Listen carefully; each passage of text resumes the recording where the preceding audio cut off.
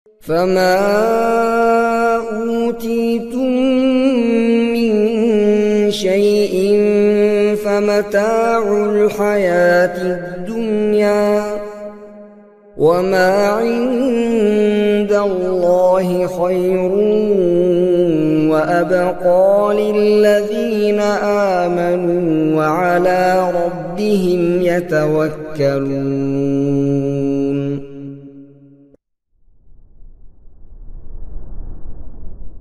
Assalamualaikum warahmatullahi wabarakatuh.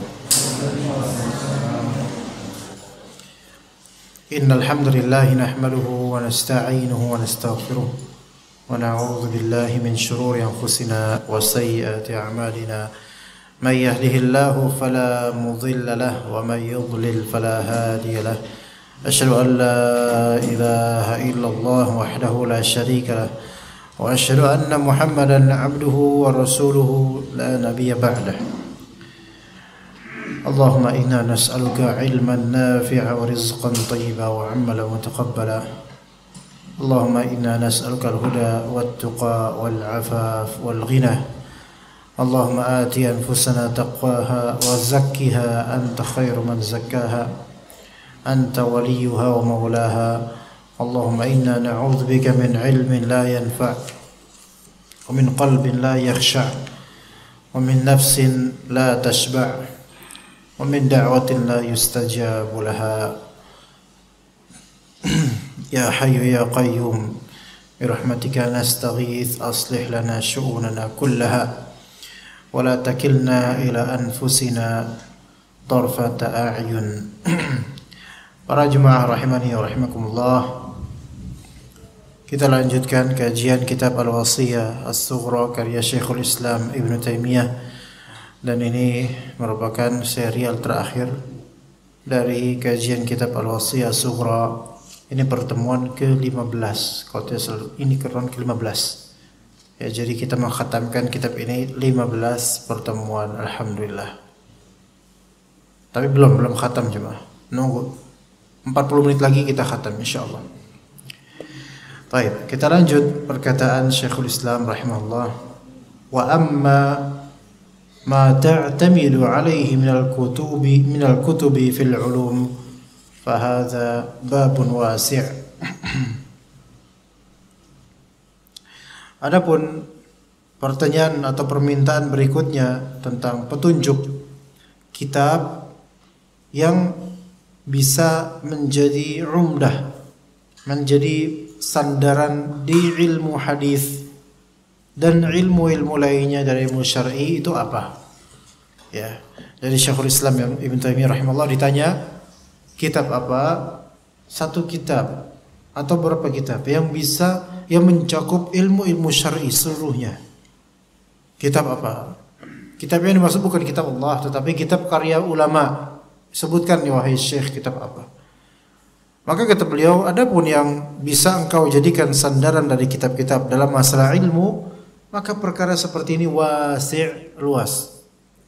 Ini perkara luas. Wa huwa aidan yakhtalifu bi ikhtilafi nash'il insani fil bilad. Dan jawaban untuk hal ini beragam, variatif, sesuai dengan keragaman pertumbuhan sosial di negeri-negeri.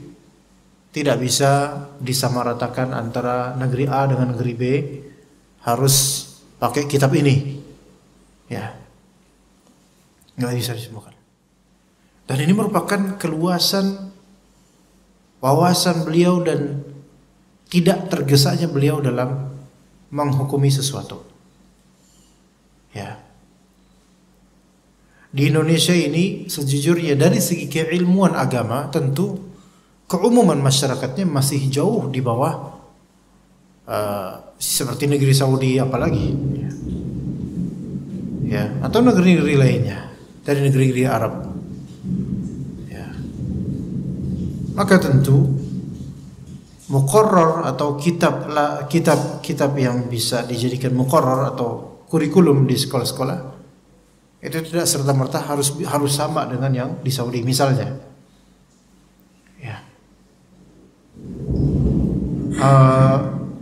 dan banyak hal lain yang mana dari segi kitab tidak bisa disamakan.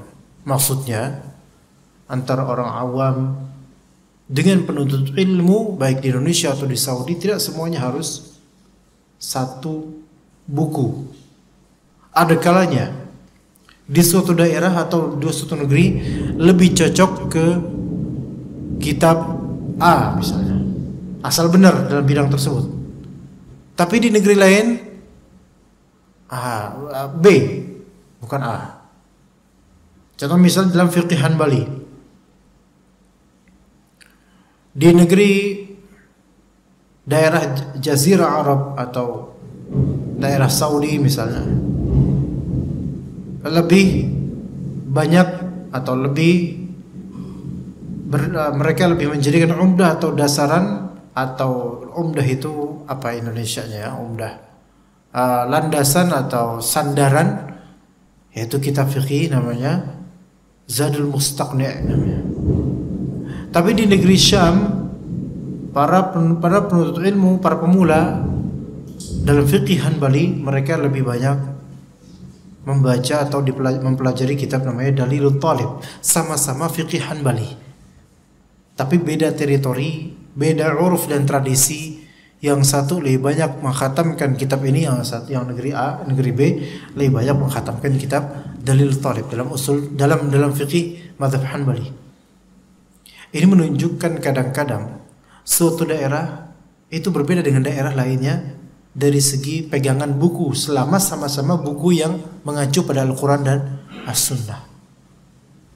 Iya. Kadang-kadang di Jakarta misalnya, ama di daerah Sumatera, misal saja. Misal, anak kasih misal dan ini tidak terjadi, tapi bisa menjadi misal. Di daerah Sumatera, mereka lebih baca buku Buya Hamka, tafsir Buya Hamka misalnya. Kalau di Jawa misal, lebih banyak membaca bukunya tafsir An-Nawawi Al-Bantani. Ada ulama Nusantara, ulama kelahiran Indonesia, kemudian tinggal di Mekah, mazhab Syafi'i, dan punya kitab kitab tafsir Nawawi Bantani namanya. Bukan Imam Nawawi, ini beda Imam Nawawi. Ini namanya tafsir Nawawi Al-Bantani Al-Jawi. Misal saja. Kenapa? Karena ada faktor antropologis kesukuan. Ya. Kalau Buya Hamka Andalas, orang Sumatera. Kalau misalnya Jawa, kemudian ini karena Al-Bantani Al-Jawi maka lebih ke beliau, misalnya saja. Dan ini sah nggak boleh ya? Boleh, nggak masalah. Dari segi itu ya, dari segi pilihan. Maka beliau mengatakan yakhtalif, berbeda satu dengan lainnya sesuai dengan perkembangan orang-orang di negeri tersebut. Faqad yatayassaru lahu fi ba'd al-bilad min al-'ilm aw min tariqihi wa madhhabihi fihi ma la yatayassar lahu fi baladin akhar. Kadang-kadang di suatu negeri atau di suatu daerah itu mudah untuk mempelajari ilmu atau metodologi atau madhab. Madhab di sini maksudnya madhab fikih. Ya, yang mana ilmu tersebut atau metodologi tersebut atau madhab tersebut tidak sama atau tidak mudah di negeri lain. Iya, tidak mudah didapatkan di negeri lain. Misalnya di Pulau Jawa ini, misal ilmu tentang ulumul Quran itu begitu banyak karena orang-orang banyak mempelajari Al-Quran dan dipermudah. Tetapi ternyata di Kalimantan tidak semudah mendapatkannya di Jawa. Misalnya, ini berarti apa? Ilmu di sebagian negeri itu dipermudah oleh Allah Ta'ala dibandingkan negeri lainnya.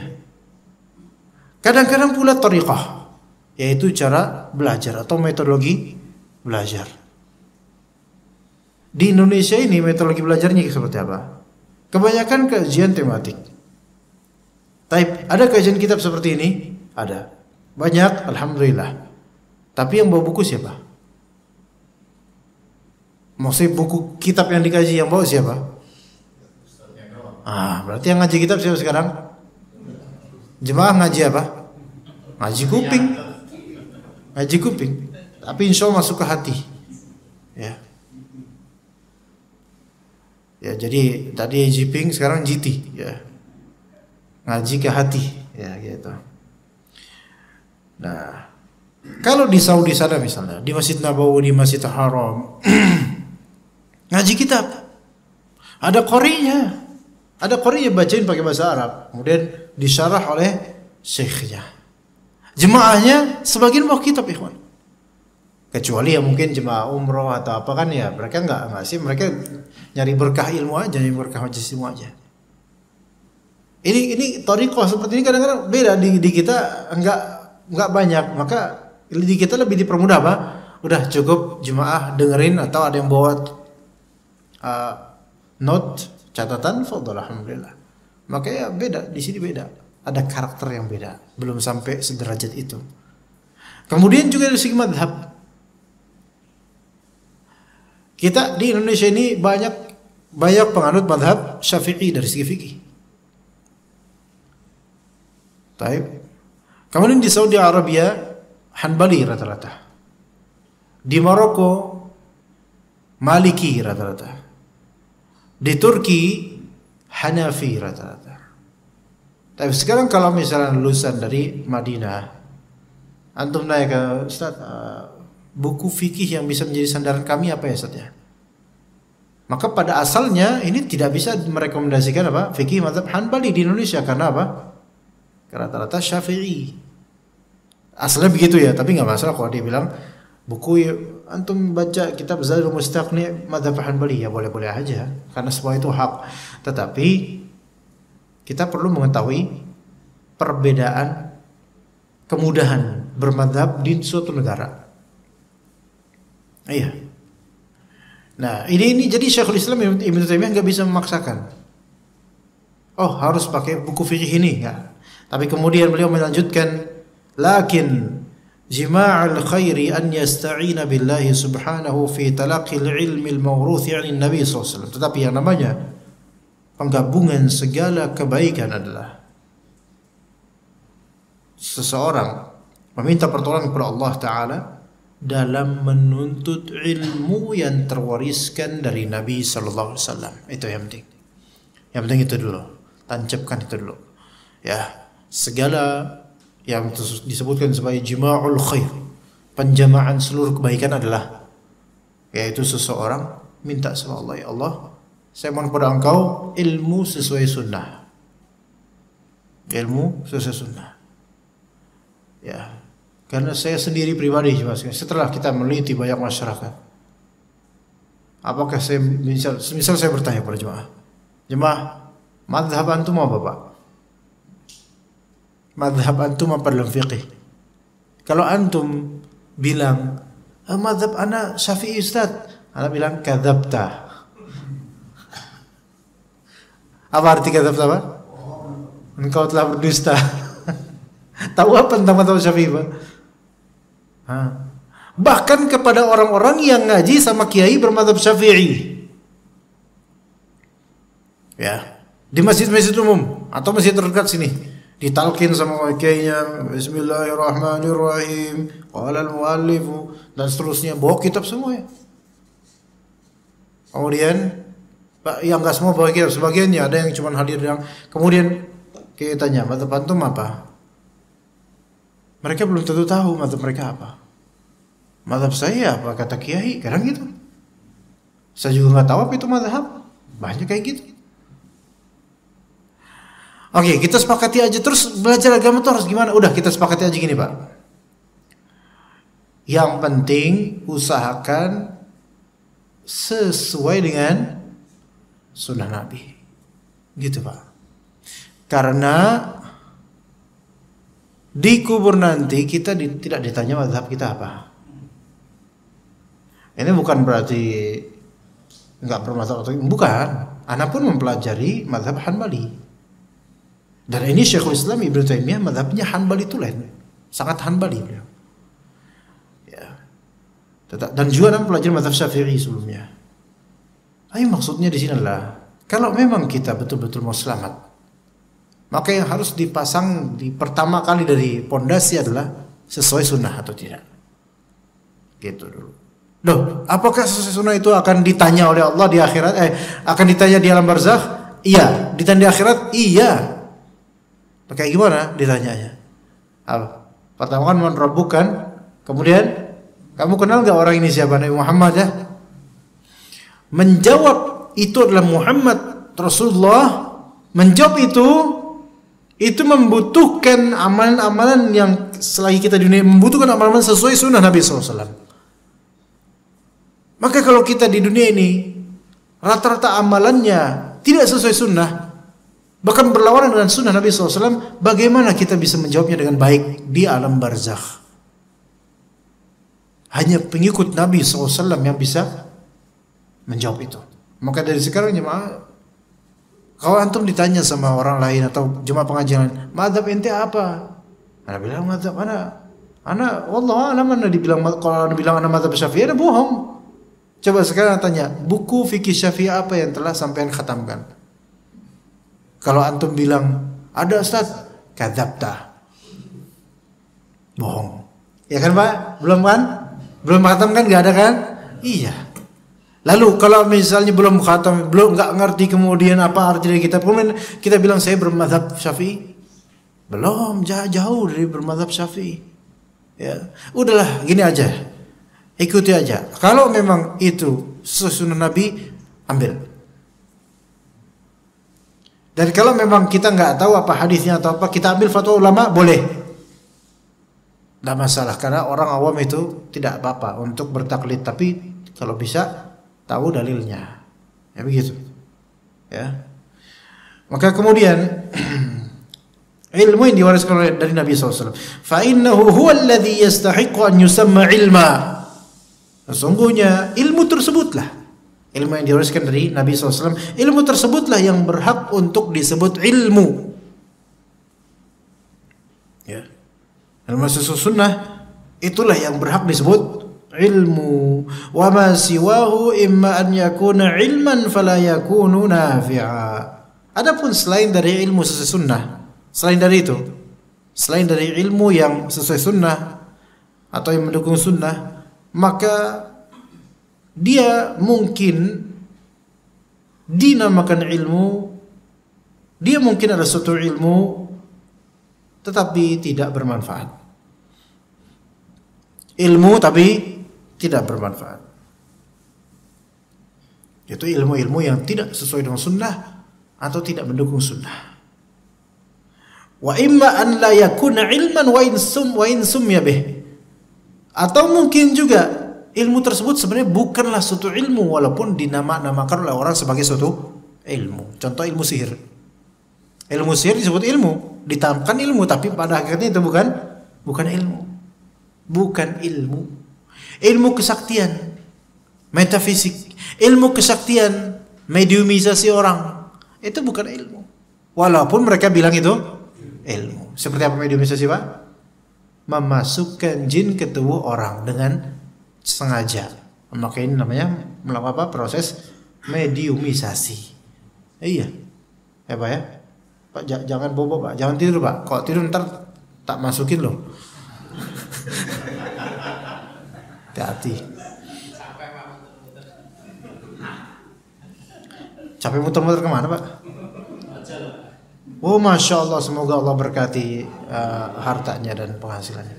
Ada sejujurnya Pak, jam 4 atau setengah 5 atau jam 4.15 baru datang dari Sukabumi, dari ujung genteng Pak. Ujung genteng tuh bentar lagi jatuh tuh Pak. Iya. Udah gitu hujannya besar nih, ada pikir ini liburin apa enggak, tapi ini khataman gimana. Iya. Rebananya udah siap Pak. Rebana sama kerincingan selamatan siapa? Baik. Ya, jadi ilmu selain ilmu sunnah, ilmu selain ilmu sunnah atau ilmu yang mendukung sunnah, itu mungkin ilmu tapi tidak bermanfaat. Atau bukan ilmu sejatinya walaupun dinamakan ilmu. Seperti tadi ilmu-ilmu tadi ya. Nah, orang-orang sekarang itu kadang-kadang itu disebut ngelmu, ilmu dan seterusnya. Ilmu penerawangan. Ini bukan ilmu. Ini khurafat, takhayyul, halu. Ya. Halusinasi. Kalau bahasa sekarangnya halu. Menerawang bahwa saya di daerah ini sejarahnya gini-gini, bukan dari catatan histori, dari buku-buku, bukan dari omongan orang, bukan dari omongan tetua, bukan dari sepuh, bukan, tapi dari mana? Dari jin atau bisikan jiwa. Oke, ini apa namanya? Halusinasi. Dan ini dajjal. Orang ini dajjal, Pak, dajjal kecil dia. Seperti beberapa YouTuber itu. Ya, menerawang kemudian di sini dulu terjadi gini-gini, diterawang dia sama mata batin dia. Kita nggak ada mata batin seperti itu dari syaitan. Ya, lebih baik nerawang dari mata kaki aja, dari mata batin. Nggak, itu kadzab, dajjal mereka semua itu pendusta. Dajjal itu penipu artinya. Dajjal itu artinya penipu. Mereka semua bohong. Ya, dan banyak orang mau dibohongi. Ini bukan ilmu, walaupun kata orang-orang awam apa? Ilmu. Bukan. Yang halu dibilang ilmu. Yang ilmu beneran malah diejek-ejek kadang-kadang. Ya. Kemudian wala in kana ilman nafi'a fala budda an yakuna min mirathi Muhammad ma yughni anhu mimma huwa mithluhu wa khairun minhu. Kalau memang itu adalah ilmu yang bermanfaat, maka mestilah itu termasuk dalam kandungan warisan Nabi Muhammad SAW yang mencukupi seluruhnya. Ya, gitu ya. Sekarang kalau misalnya ilmu penerawangan seperti itu, dari mana dia dapat? Apakah itu termasuk warisan Nabi? Bukan. Itu halusinasi dari warisan setan. Maka ilmu ini tidak bermanfaat dan tidak pantas sebenarnya disebut ilmu. Wal takun himmatuhu fahma maqasidir rasuli fi amrihi wa nahyi wa sair kalamih. Hendaklah seorang muslim ini kalau menuntut ilmu, hendaklah himmahnya, yaitu apa himmah? Keinginan besarnya itu adalah untuk apa? Untuk memahami maksudnya Rasulullah SAW dalam perintahnya, dalam larangannya, dan seluruh kalamnya Rasulullah SAW. Itu ya termasuk Al-Quran. Jadi himmah kita, kepentingan kita itu yang paling awal adalah mengerti kandungan Al-Quran dan As-Sunnah. Ya. Jangan lebih memporsikan himmah dan kepentingan kita memahami kalam ulama. Tapi pahamilah kalam Al-Quran dan Sunnah.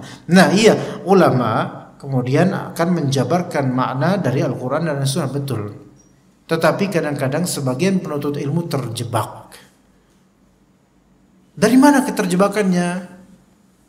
Kadang-kadang sebagian dari kita itu lebih fokus di kalam ulamanya. Sehingga lama, misalnya ada matan Ajrumiyah misalnya. Ada matan Alfiyah, matan ilmu nahwu bahasa Arab. Wah, fokus di situ sampai lupa baca Quran. Sampai lupa baca buku tafsir.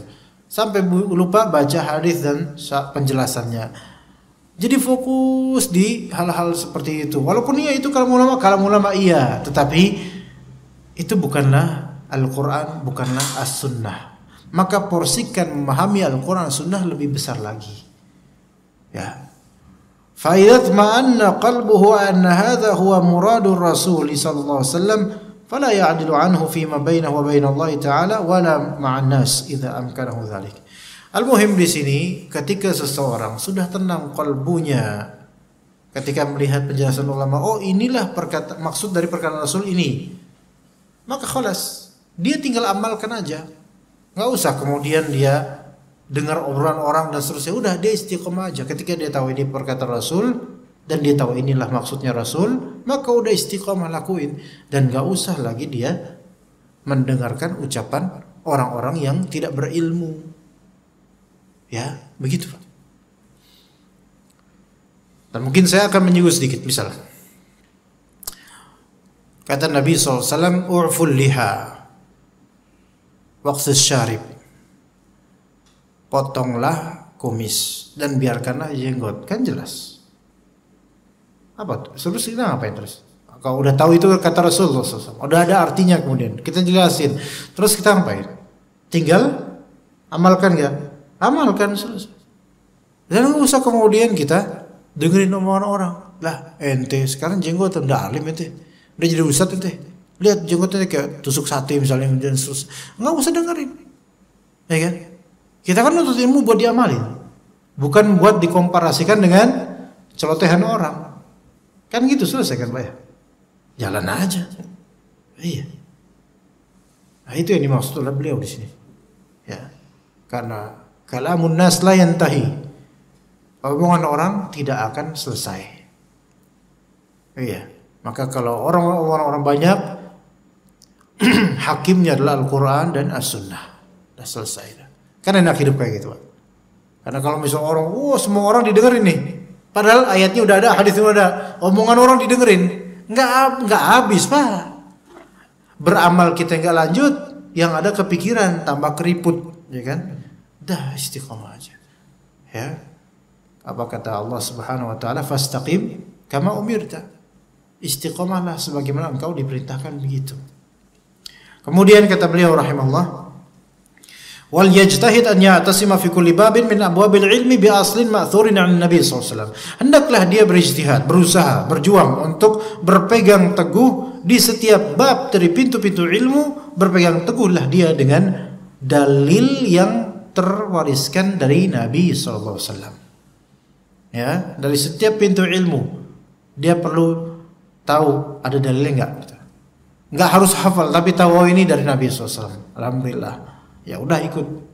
Wa idza ishtabaha alaihi mimma qad ikhtalafa fihi an-nas falyad'u bima rawahu Muslimun fi sahih an Aisyah radhiyallahu anha.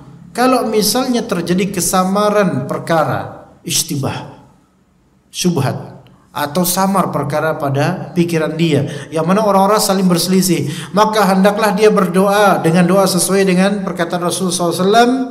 Riwayat Aisyah, kana yaqulu idza qama yusalli min al-lail. Rasulullah itu berkata ketika beliau sedang sholat di malam hari, sholat malam, ya. Allahumma rabba Jibril wa Mikail wa Israfil fatiras samawati wal ard alimal ghaibi wasyahadah anta tahkumu baina ibadika fima kanu fihi yakhtalifun ihdini lima ikhtalafa fihi minal haqqi bi'idhnik innaka tahdi man tasha'u ila siratim mustaqim. Mungkin kita nggak hafal ini. Ini ada di surat Al-Baqarah, ada kalimatnya, serpihan dari ayat di surat Al-Baqarah. Tapi maksudnya di sinilah. Ini doa ketika lagi bingung dengan pendapat-pendapat orang di surat malam. Ya, baca ini. Dan ini hadis riwayat Muslim.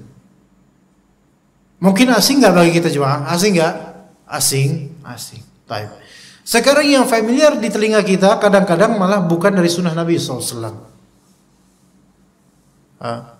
Kadang-kadang doa kunut ditambah tuh. Allahumma hadini fi man hadait sampai akhirnya, kemudian ada doa Allahumma kshif anni syarrul bala wal ghula wal fahsya dan seterusnya. Saya tanya kemudian, dari mana doa itu? Doa itu bagus, alhamdulillah. Tapi apa riwayatnya doa itu? Dari Rasulullah? Bukan. Dari orang tertentu, dari orang tertentu, pesantren tertentu. Coba kemudian mana lafal yang memang dari Rasul dengan lafal seperti itu di setiap doa kunutnya? Tidak ada. Antum cari aja di internet, di buku nggak ada. Adanya mungkin internet ada, tapi buatan dari beberapa individu atau beberapa orang. Allahumma kshif anna minal bala wal ghula wal fahsya wad dharra dan seterusnya dari sampai akhirnya. Taib. Orang kalau misalnya tidak dari awalnya menuntut ilmu dengan manhaj yang penting sesuai sunnah, dia akan merasa tenang dengan doa-doa yang buatan seperti ini. Karena apa? Familiar di telinga dan biasa dia didengar. Makanya itulah dianggap itulah agama, itulah kunut. Padahal tidak, ikhwan. Kalaupun kunut ya Allah ma'adina fi man hadaiya, itu kunut, doa kunut sahih itu. Itu doa kunut. Ya. Tapi kemudian kalau ditambah kemudian dengan tambahan dan sekali-kali nambah nggak masalah kalau untuk kesempatan tertentu kalau ada bala dan sebagainya. Tapi kalau di tiap subuh dengan tambahan seperti itu jadi apa? Jadi bid'ah. Dan kemudian orang menganggap itu adalah sunnah. Inilah buruknya nih. Padahal tidak ada asarnya, tidak ada riwayatnya, tidak ada warisannya dari Nabi SAW dengan lafal seperti itu dirutinkan, tidak ada. Tapi karena familiar di telinga kita dan kita di belakang imam seperti itu tiap subuh, maka kita anggap itu seperti sunnah Nabi SAW, padahal bukan. Ya. Dan kemudian yang sunnah Nabi malah asing di telinga kita karena apa? Enggak diamalkan. Itulah ketika sudah mengenal kita menganggapnya benar. Tapi kalau kita enggak kenal padahal benar dia, kita menganggapnya salah. Atau dikatakan oleh sebagian dari orang Arab, al-mar'u aduwwu ma jahilu. Seseorang, manusia adalah musuh dari apa yang mereka tidak ketahui, yaitu musuh terhadap kebodohan mereka sendiri. Jadi yang tidak kita ketahui itu biasanya kita musuhi itu. Padahal yang tidak kita ketahui tersebut, yang kita musuhi tersebut adalah benar. Dan yang kita kenal itu kita sayang, kita demenin. Padahal yang kita kenal itu malah justru enggak benar. Gitu cuma. Maka jadi seorang yang memang ketika menuntut ilmu dan beramal mengecek sesuai sunnah atau enggak, ada sunnahnya atau enggak. Supaya spiritnya itu ke sunnah Nabi SAW. Bukan ke apa-apa yang memang dilihat aja tanpa kenal adanya sunnah atau tidak. Begitu cuma. Ya, maka kalau misalnya kita malah yang penting gimana orang-orang dah, ya ini mah enggak mau beragama dengan baik. Ini mau cuma menjadi pembeo dan pembebek saja. Begitu cuma. Ya. Fa inna Allah Ta'ala qad qala fi ma rawahu anhu rasuluh. Ya di sini Allah Ta'ala berfirman dalam sebuah hadis qudsi, ya ibadi kullukum dhallun illa man hadaituhu fastahduni ahdikum. Wahai hambaku sekalian, kalian semua asalnya tersesat. Kalian asalnya semua tersesat, tidak mengerti apa-apa kecuali siapa yang aku beri hidayah. Maka mintalah kepadaku hidayah, aku akan berikan kalian hidayah. Aslinya kita semua ini nggak ngerti apa-apa, tersesat. Iya. Kecuali Allah beri petunjuk kemudian. Ibaratnya kalau misalnya kita mau pergi ke luar kota tanpa Google Map, jalan aja gitu tanpa petunjuk arah, nggak nanya siapa-siapa, jalan aja. Ada pilihan 2 jalur, mau mana tuh? A B A B A. Nah, pasti tersesat karena tidak dapat petunjuk, baik dari rambu atau dari Google Map atau dari orang dan seterusnya. Pun begitu dalam menapaki kehidupan ini jemaah. Kita tuh pada asalnya itu nggak ngerti apa-apa, berjalan gitu aja tersesat sebenarnya harus ini. Tapi Allah bimbing kita, alhamdulillah kita muslimun. Ya, tapi kemudian, ya, alhamdulillah kita muslimun. Kalimat terakhirnya bagus itu. Tapi berarti kita, alhamdulillah, tinggal masjid yang belum ya. Alhamdulillah. Baik, terusan kajian ini masih 1 paragraf lagi nih. Kalau kita selesaiin sekarang kajiannya, berarti ya khatamnya tahun depan. 1 paragraf lagi. Nggak dimatiin kan itu? Nggak usah dimatiin biar nanti pas direkam kelihatan keren itu. Wah, mati lampu gitu kan. Mau khataman mati lampu ya.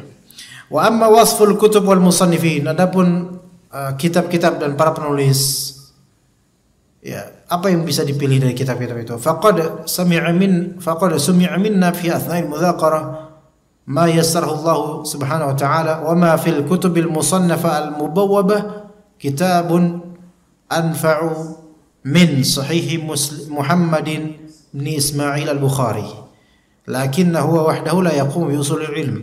Intinya adalah dan antara kitab-kitab yang tertulis, tertuang dengan bab-bab yang tertib, tidak ada yang lebih bermanfaat dibandingkan kitab Sahih Al-Bukhari. Tapi kitab Sahih Al-Bukhari saja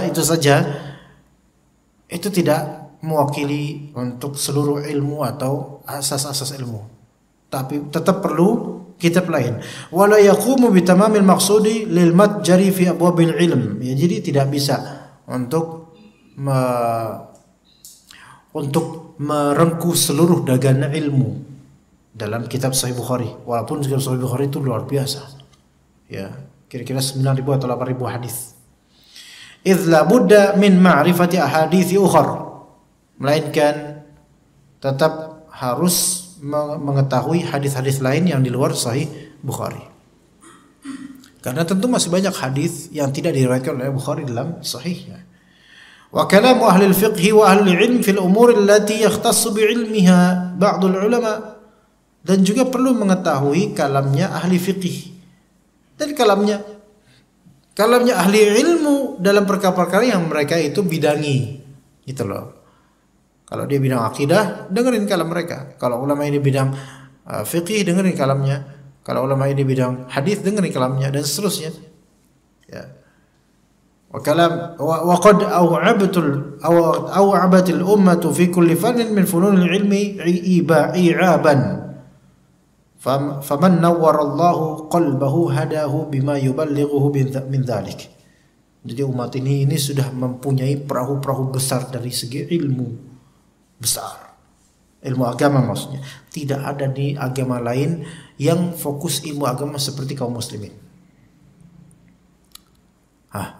Coba tantang tafsir Injil dengan tafsir Al-Quran, mana yang lebih banyak?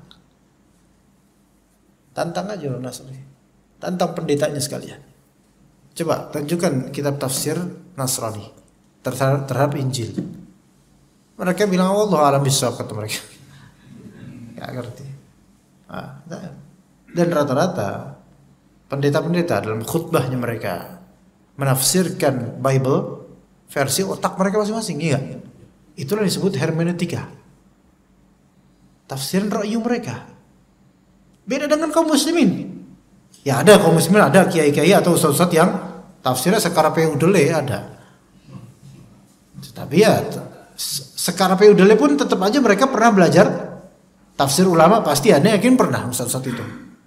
Artinya tetap mereka juga ada pernah belajar sama ulama atau dengan kitab ulama pernah. Iya. Nah, cuma Islam doang. Atau tantang berikutnya. Agama manapun yang punya ritual-ritual keagamaan dan ibadah-ibadah keagamaan, tantang. Kitab fikih kalian mana? Fikih kalian mana? Fikih itu kitab yang membahas tentang tata cara ibadah kalian. Ayo sok mana? Enggak ada apa-apanya dibandingkan kaum muslimin. Kita ini bukan punya fikih mazhab Hanafi, Maliki, Syafi'i, Hanbali, Zahiri, fikih sunnah atau Al-Quran hadis langsung. Dan penjelasannya banyak itu. Beneran Pak, kalau gudang besar, gudang pabrik itu mungkin kitab-kitab itu kalau semuanya dikumpulkan itu mungkin nggak cukup saking banyaknya mu'allafat dan tulisan-tulisan ulama kita. Iya, nggak ada agama lain disatukan pun Yahudi, Nasara, Buddha, apalagi Hindu, Sunda Empire dan Kejawen seluruhnya. Kumpulkan semua, kumpulkan kitab mereka tentang agama. Demi Allah, nggak ada apa-apanya dibandingkan dengan kitab-kitab para ulama kita dari zaman Abu Hanifah sampai sekarang. Ana yakin sekali. Iya, begitu. Jadi Islam ini, orang-orang Islam ini sebenarnya seumumannya sudah membawa beban berat ilmu yang sangat luar biasa sebenarnya, Pak. Ya. Maka barang siapa yang Allah berikan cahaya pada kalbunya, maka Allah akan memberi dia hidayah untuk menuju ilmu itu. Wa man a'mahu lam tazidhu kathratul kutubi illa hayratan wa dhalalah. Dan siapa yang Allah butakan hatinya, banyaknya kitab dia itu tidak akan menambahkan untuk dia kecuali keheranan dan kesesatan. Jadi orang walaupun punya banyak kitab, tapi kalau misalnya Allah butakan hatinya, tetap dia bakal sesat. Walaupun banyak punya kitab. Jadi banyaknya punya kitab itu bukan barometer hidayah. Bukan barometer benernya seseorang. Bukan. Ya. Begitu juga dengan gelar doktor atau profesor, bukan barometer. Apalagi zaman sekarang makin lama makin bukan barometer lagi. Ya. Kama qala Nabi SAW li Abi Labid Al-Ansari. Kata Nabi SAW kepada Abu Labid Al-Ansari, awal laysat at-Taurat wal Injil 'inda al-Yahud wan Nasara famadza tughni anhum? Bukankah Taurat dan Injil, Taurat ada pada Yahudi, Injil ada pada Nasrani? Maka coba, apakah keberadaan kitab samawi tersebut dari Allah itu sudah cukup untuk membuat mereka dapat hidayah? Ternyata enggak. Walaupun mereka megang kitab Taurat, megang kitabullah, ternyata mereka tetap aja menyimpang. Ya, jadi walaupun megang kitab atau punya banyak kitab, tetap butuh pertolongan Allah untuk mendapatkan taufik. Enggak semata-mata yang penting pegang, penting baca, enggak. Karena membaca buku secara zat itu tidak bisa kita hukumi bermanfaat atau tidak, baik atau tidak, enggak. Membaca buku saja tidak bisa kita vonis ini baik atau buruk. Kenapa? Dari dua hal. Pertama, buku apa yang sampean baca? Itu dulu. Buku bermanfaat atau enggak? Buku bersubhat atau enggak? Dan yang kedua, niatan sampean membaca itu apa? Itu, dua itu. Baru kita bisa vonis dia bermanfaat atau enggak bacanya. Kalau misalnya buku yang dibaca bermanfaat, buku ulama, paham dia, dan juga maksudnya dia baik untuk mengamalkannya, maka insya Allah membacanya dia baik. Tapi kalau dibaca buku novel, lupus, ya, apa lupus itu? Ada kan novel lupus, Pak? Tahu zaman jebot ya, lupus atau 5 sekawan misalnya. Lebih lama lagi tuh, ya, karya Edith Blyton atau siapa itu? Baca itu petualangan 5 sekawan, atau rajin membaca komik Denny Manusia Ikan.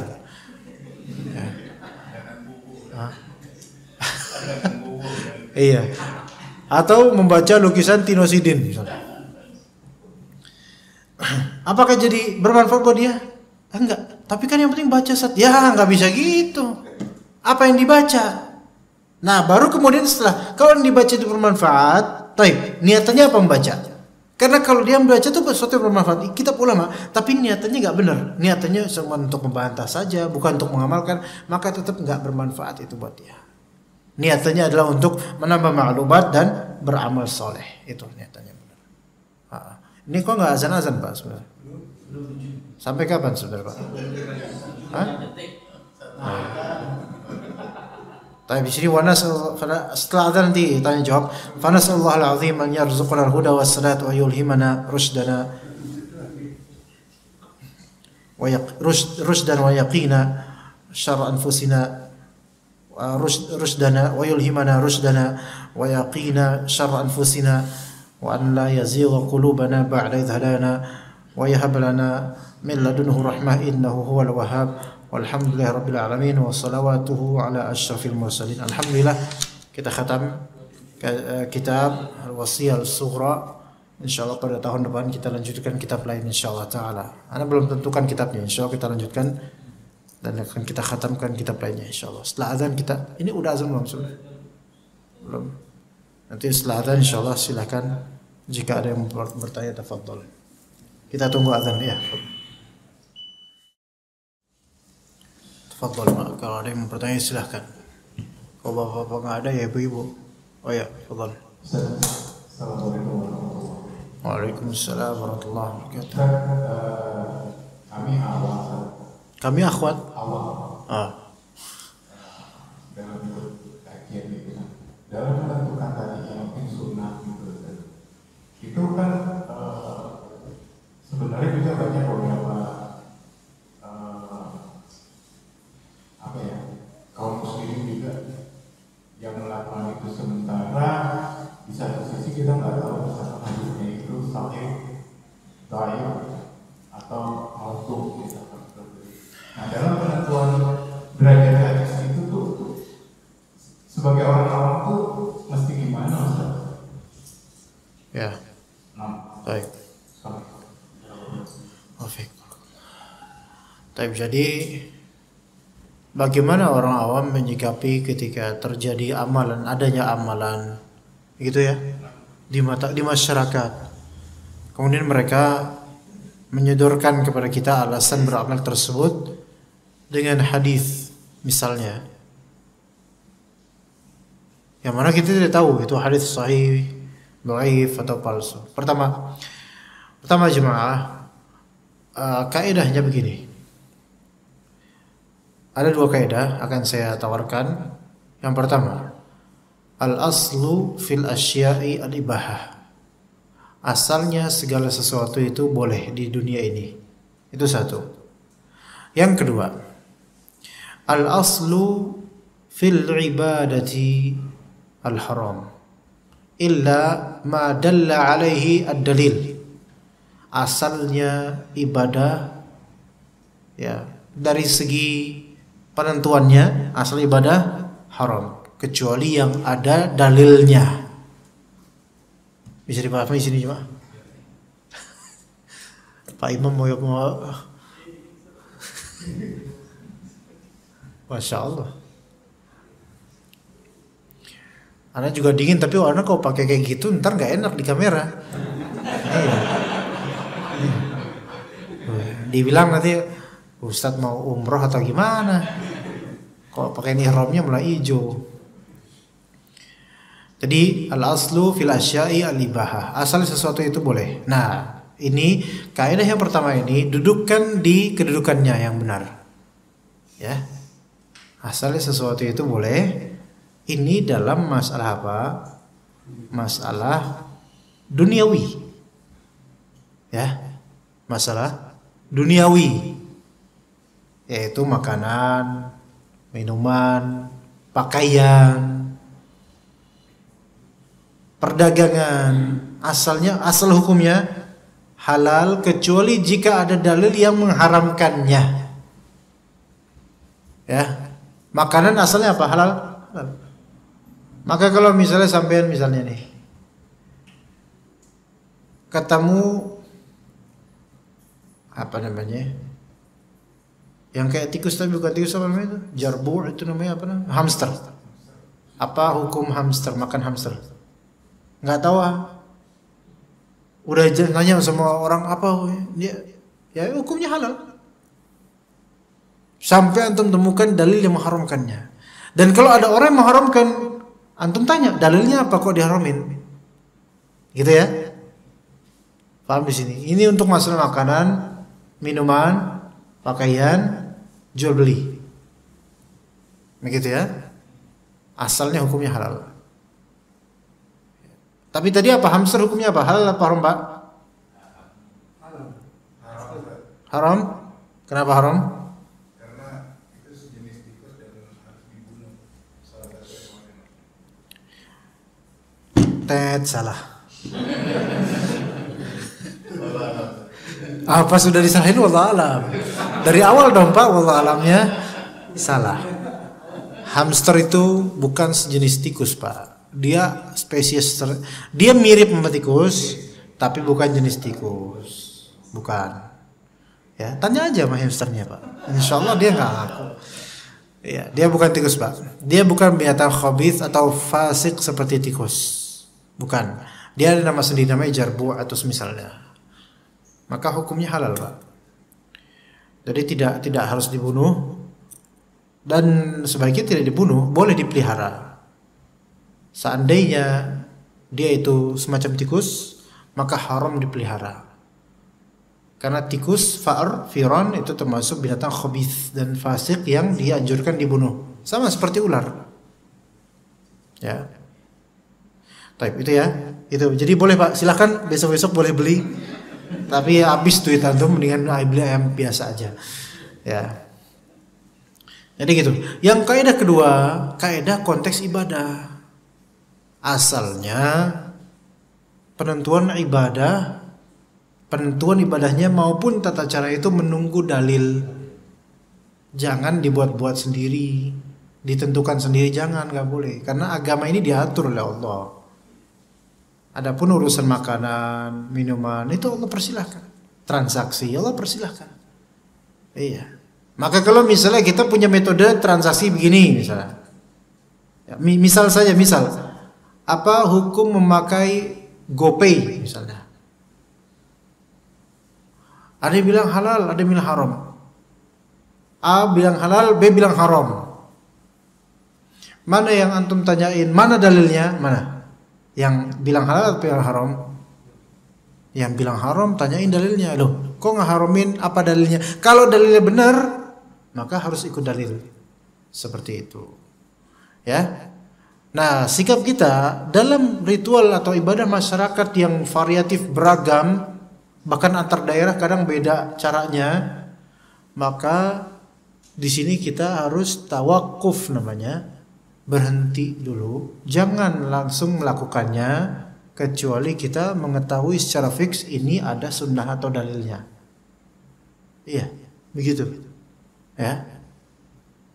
Tapi ini pun kadang-kadang susah untuk diamalkan. Karena kadang-kadang kita terseret. Kayak ikut, kita ngira ini bukan bab ibadah, ternyata ini masalah ibadah. Contoh takziah. Gimana tata cara takziah? Diatur nggak dalam Islam? Diatur. Nah, takziah kita tuh beda, Pak. Takziah kita gimana? Ngumpul di rumah duka gitu kan? Kemudian sediain bangku-bangku dan seterusnya, sediain makanan sahibul baitnya, mungkin dibantu tetangga sih. Kemudian kita duduk-duduk di depan rumah duka itu dan kita ngobrol sambil ketawa. Kadang ngobrol politik.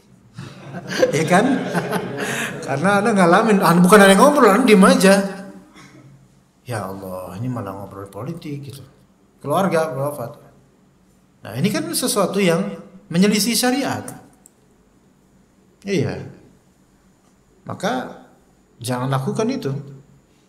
Kalaupun datang misalnya takziah, khalas datang untuk melihat mayit kemudian mendoakan atau kalau bisa menenangkan keluarganya, udah selesai. Kita nggak perlu apa? Duduk lama, ya jangan nongkrong juga. Masa nongkrong, Pak? Pegel dong nanti kalau nongkrong. Ya, kayak salah muluan tuh Pak malam ini Pak. Ya, ngopi-ngopi dan nggak usah Pak. Sebenarnya takziah bukan begitu caranya, beneran. Kalau takziah syariah, kalau takziah versi kita ya terserah antum maunya apa. Mau rebanaan juga bisa takziah itu, tapi nggak seperti itu caranya. Kita datangin fadl, takziah datangin, hibur keluarganya. Kalau kita bisa sumbang sesuatu buat akomodasi misalnya alhamdulillah. Tapi nggak perlu untuk berlama-lama di situ dan ngobrol lama kemudian itu, walaupun keluarga. Iya, sebenarnya begitu. Ya, cuman kadang-kadang keseret kan, karena keluarga kan, susah kan kita mau keluar nggak enak, mau pulang nggak enak, apalagi bapak-bapak dituakan di situ, ya kan? Mau pulang ntar, wah sombong banget nih, padahal ada sendiri, ya kan? Susah karena keseret kadang-kadang. Mudah-mudahan seperti ini Allah maafkan Pak. Ketika di kondisi seperti ini, antum lihat maslahat dan madarat mana yang lebih besar. Kalau antum pergi kemudian madarat yang lebih besar, maka tetap aja dulu dan istighfar minta ampun sama Allah. Banyak hal-hal lain banyak Pak, seperti pernikahan, undangan pernikahan dan seterusnya. Ya, kita udah datang taunya dangdutan, mau gimana? Dan orang-orang udah ngeliat kita datang, masa kita balik pulang? Ya, atau campur laki-laki perempuan kan susah. Nah, gimana? Nah, ya seperti lihat maslahat dan madaratnya. Kalau misalnya kita ternyata nggak jadi dan kemudian pulang dan terjadi fitnah antar keluarga, maka udah kita aja sementara doang dan Allah maafkan. Begitu Pak, ya seperti itu. Jadi ibadah jangan langsung digas, dipikirin dulu ini ada sunnahnya atau enggak gitu. Ya, baik. Mungkin ibu-ibu ada yang mau bertanya Bu? Ibu-ibunya ada nggak kira-kira? Pasan ada. Tapi lagi nggak mau bertanya sepertinya ibu-ibu nih. Akhir tahun banyak pikiran. Ya buat anak-anak juga.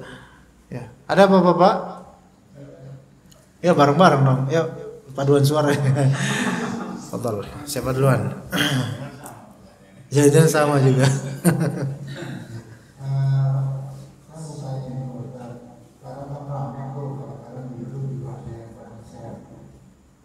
Doa akhir tahun dan awal tahun. Doa akhir tahun awal tahun.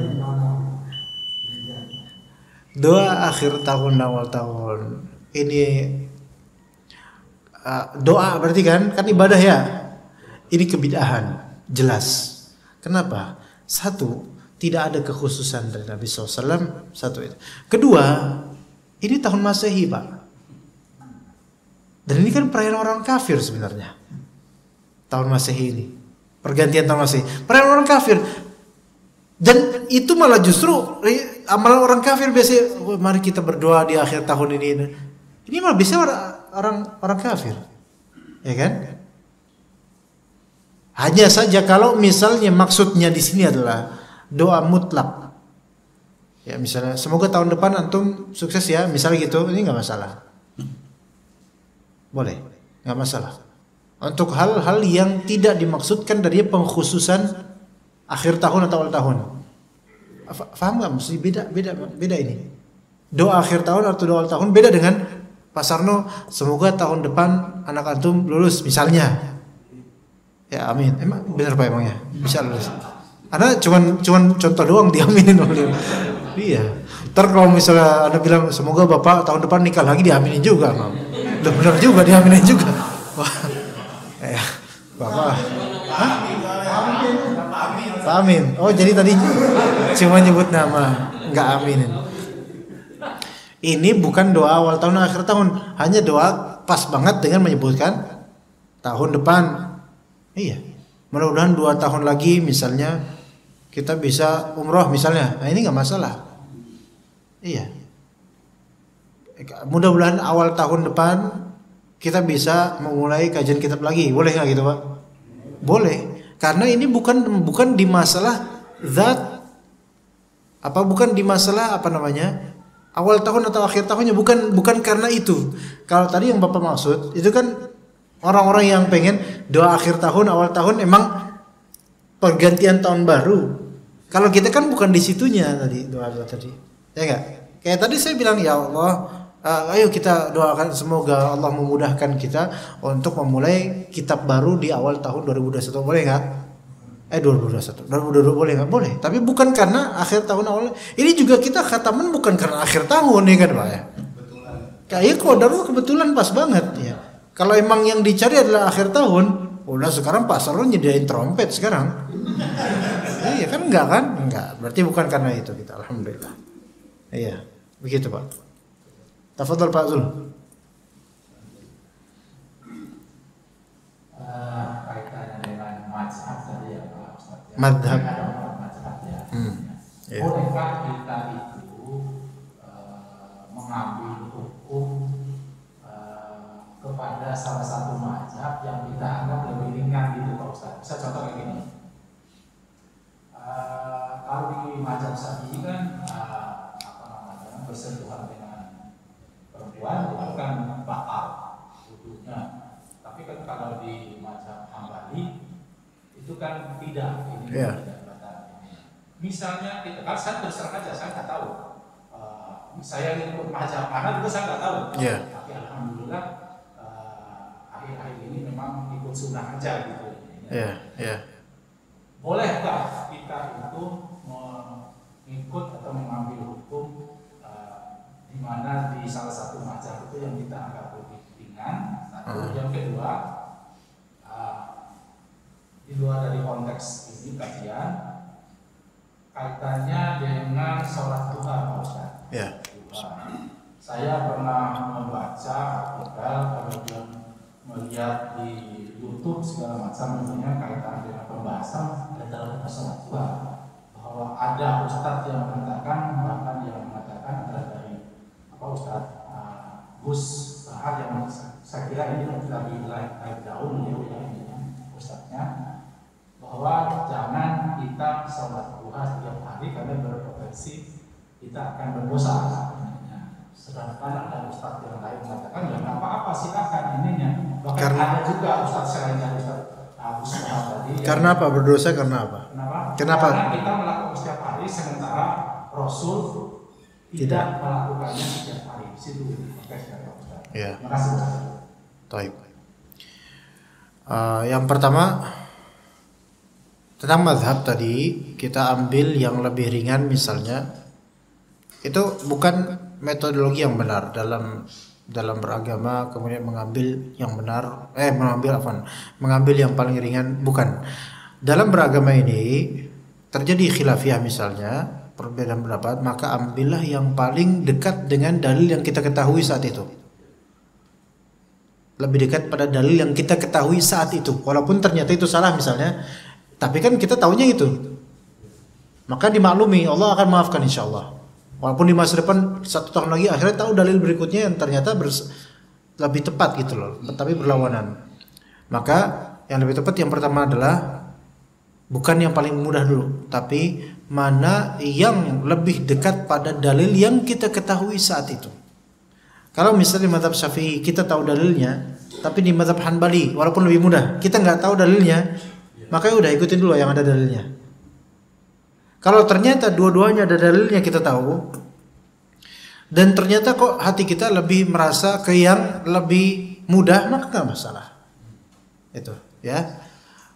Kalau misalnya dua-duanya bertentangan, maksudnya ini kok ini beda nih, ini batalkan ini enggak, dan terus kemudian kita mungkin minta petunjuk sama Allah dan kita cari Allah, cari yang termudah untuk agama ini, ya udah cari yang termudah nggak apa-apa.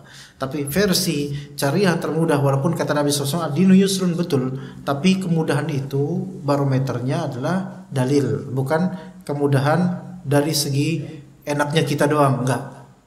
Karena kalau mau yang mudah Pak, antar madhab, wah kita nanti bakal jadi zindiq. Dikatakan tatabbu' ar-rukhas namanya, yaitu mencari-cari yang rukhsah, yang ringan-ringan saja, itu merupakan perbuatan orang zindiq, munafik. Ya, misalnya kita itu kepincut sama seorang janda. Nah, umumnya madhab dari semua madhab kaum muslim umumnya adalah bilang tetap tidak sah nikahin janda ini kalau dia nggak pakai wali. Karena Nabi SAW mengatakan la nikaha illa biwali, tidak sah nikah seseorang perempuan kecuali dengan wali. Tapi dalam mazhab Hanafi diperbolehkan tanpa wali bagi janda ini. Nah kemudian kita pakainya apa? Perasaan, hawa nafsu. Lah ini mumpung saya pengen nikah kan, saya menggebu daripada saya ini, udahlah kita ikut mazhab Hanafi. Nah ini seperti ini nggak boleh. Padahal dia tahu dalilnya, bahwasanya dalilnya ada bertentangan, dalilnya tidak sah. Maka nggak boleh seperti itu. Itu yang pertama Pak. Jadi yang paling pertama Pak, kita ambil pendapat yang lebih dekat kepada dalil yang kita ketahui saat itu, gitu ya. Baik. Kemudian yang kedua, saya lupa Pak yang kedua Pak. As-salat duha. Seorang dai mengatakan jangan salat duha setiap hari, dikhawatirkan berdosa. Karena Rasulullah aja nggak pernah salat duha. Astagfirullah. Rasulullah sendiri tidak salat duha setiap hari. Cuma Rasulullah salat wajib dan salat witir setiap hari. Oke. Ini adalah bentuk kekacauan ilmu dan kebobrokannya. Walaupun kelihatan pinter, enggak. Khata'. Namanya muhafadzah 'ala sunnah, itu sesuatu yang muhafadzah itu apa? Istiqomah dan menjaga betul-betul setiap hari untuk melakukan sunnah, itu merupakan kebaikan, nggak masalah. Antum meninggalkan sekali-kali nggak masalah, antum terus menerus juga nggak masalah. Selama antum mampu, fadl. Nggak bisa kemudian jangan lakukan itu setiap hari, khawatirnya dosa. Ini kebodohan. Ini konklusi yang bodoh dari seorang yang pintar. Kadang-kadang pinbo memang, kadang-kadang nggak masalah ya, manusia. Mau gus siapapun, ya, mau gugus atau mau gus atau ca atau kiai atau ustadz, semua bisa salah dalam berkonklusi. Tapi ini merupakan kesalahan dalam kerangka ilmu. Karena kalau dengan alasan ini bisa berdosa karena Rasulullah SAW tidak setiap hari sholat duha, itu banyak amalan lain yang didosakan sama beliau. Apa coba? Didosakan sama beliau. Banyak hal. Coba amalan lain apa Pak? Misalnya. Setiap sholat. Setiap mau sholat wudu gitu.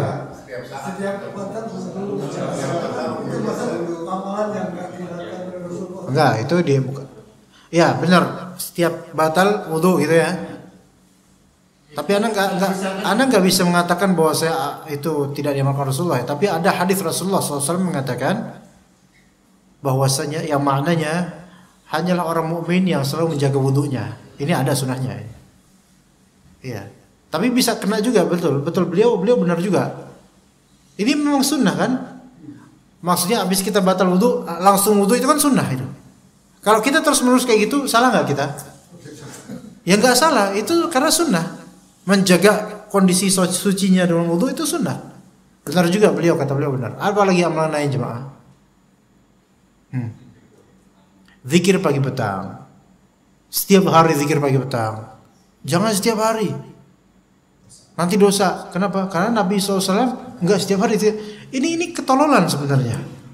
Enggak kayak gini cara beragama, jemaah. Enggak kayak gini cara memberikan konklusi untuk suatu hukum agama. Enggak gini. Kecuali kalau mau cari sensasi aja dari kalimat ini. Enggak kayak gini. Ya. Di antara ini antum bisa dapat rumah di surga, dan semoga Allah Ta'ala mudahkan kita mendapatkan rumah di surga 12 rakaat sehari. Pernah dengar hadisnya? Sebelum subuh 2 rakaat, sebelum salat zuhur 4 rakaat, setelahnya 2 rakaat, udah 8. Kemudian setelah maghrib 2 rakaat, setelah isya 2 rakaat, 12. Apakah kemudian akan dikatakan jangan tiap hari, ntar dosa loh? Kenapa? Rasulullah nggak tiap hari. Emang benar Rasulullah nggak tiap hari kayak gitu. Karena kadang Rasulullah safar gitu. Gimana? Gini dilihat kerangka keilmuan yang bobrok sebenarnya ini. Kalau pakai kayak gitu caranya, banyak amal-amal sunnah yang akan dianggurin dan membuat orang meremehkan. Nggak usah setiap hari lah. Ntar nggak ngaji setiap hari, nggak baca Quran setiap hari. Enggak, setiap hari fadhol. Selama memang mampu, tidak ada takalluf dan nggak maksaan diri, maka tafadhol. Iya begitu Pak. Ya, ini kerangka yang salah. Ya, siapapun itu yang mengatakan. Ibu-ibu ada pertanyaan, Bu? Tidak? Tidak ada? Ya, tapi kalau tidak ada kita cukup sampai sini aja. Sallallahu ala nabiyina Muhammad wa ala alihi wa sahbihi ajma'in. Subhanakallahumma bihamdika asyhadu an la ilaha illa anta astaghfiruka wa atubu ilaik. Assalamualaikum warahmatullahi wabarakatuh.